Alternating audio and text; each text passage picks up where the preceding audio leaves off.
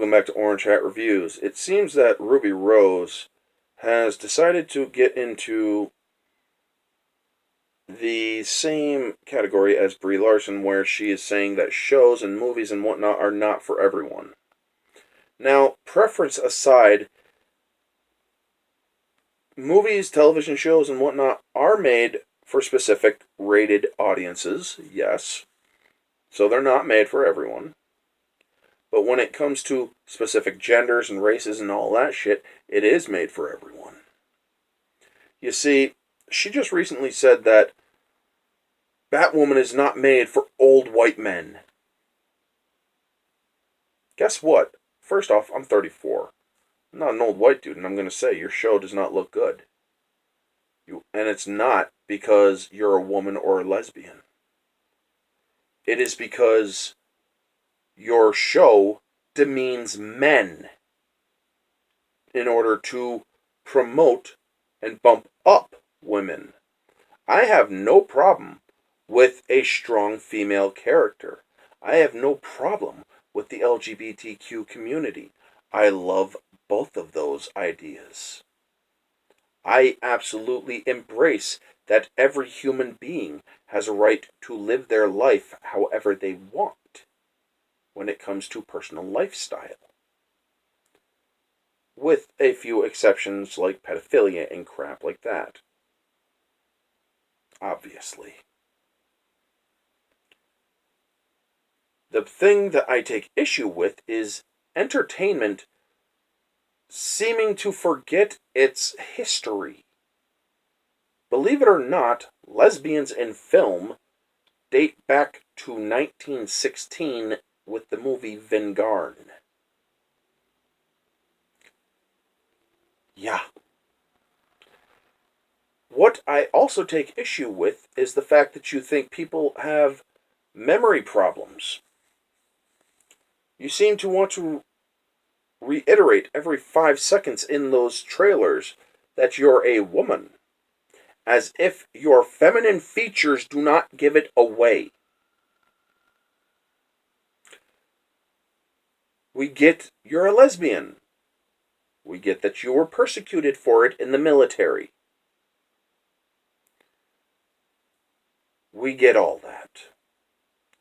But you went and frickin' had to bash down men.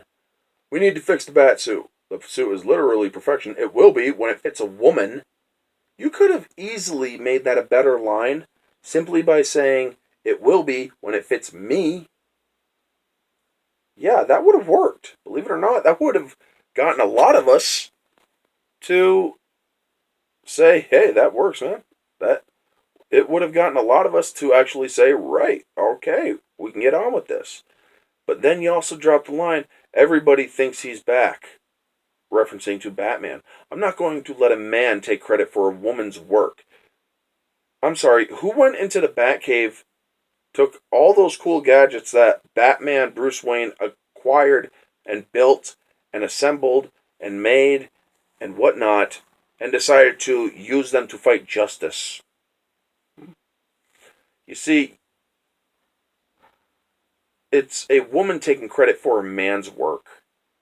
Sure, you may be the new one using those tools and whatnot, but don't you dare for one moment say that you're the one responsible for all of them. Which is exactly what is implied when you make a blanket statement.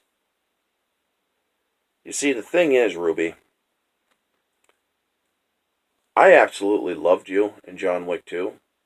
I absolutely loved you in The Meg. You played two great characters. I saw you in a few episodes of Orange is the New Black. Thought you did pretty good in there too. Thing is, I don't know you from any other stuff except for Batwoman. What I saw, okay, you established you were lesbian in like the first couple minutes of your thing in the Elseworlds in the Arrowverse.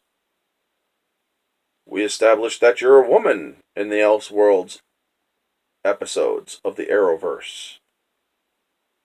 So why the hell would you need to remind everybody every 5 seconds in that trailer that you're a woman and that you're a lesbian. Anybody who is a follower of the Arrowverse would know this from watching the Elseworlds episodes of Flash, Arrow, and Supergirl. Identity politics is what divides people. When you sacrifice the story in order to push an agenda of either a political or identity political persuasion and narrative. If you push those things, you're sacrificing the story. Look, we get you're a woman, we get you're a lesbian, we get all that. Move it on. Sure, have a little bit of romance. We get that, that's going to happen, whatever. But stop beating down men simply because you want to raise up the woman. The thing is, guess what? Look at Alita Battle Angel. That is a perfectly balanced movie. It is a woman empowerment movie, but it didn't beat down men in order to raise her up. Men were treated with just as much respect as she was. You see what I mean? Great movie. Captain Marvel, that one was terrible because it beat down men simply to say that a woman doesn't need a man. Well, guess what? Men need women just as much as women need men. It's called balance. I've already done a video, guys, where I explained the balance of the MCU from Phase 1 through Phase 3 to the end of the Infinity Saga, with the exception of Captain Marvel. And, well, actually, Captain Marvel does fit the balance a little bit.